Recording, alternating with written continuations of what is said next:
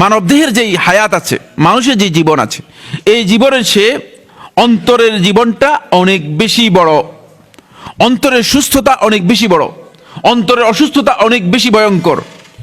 এটার জন্য উদাহরণ হচ্ছে, আপনি খুব ভালো করে দেখেন, কামা আন্নাল মাজনুন আশাদ্দু ইসাবাতান মিনাল মাজরুহ।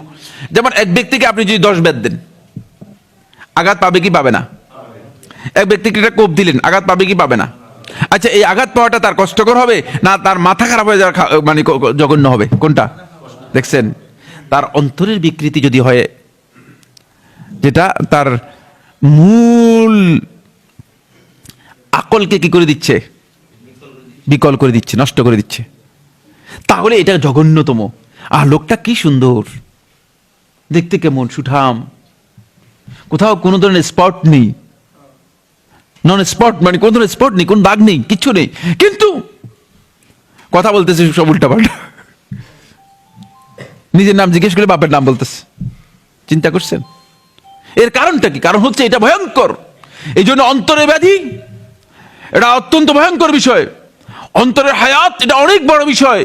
মানে স্বাভাবিক হায়াতের চেয়ে, স্বাভাবিক হায়াত যদি আপনার থাকেও, সেই হায়াতটুকু আপনার জন্য কল্যাণকর হতে পারে অথবা কল্যাণকর নাও হতে পারে।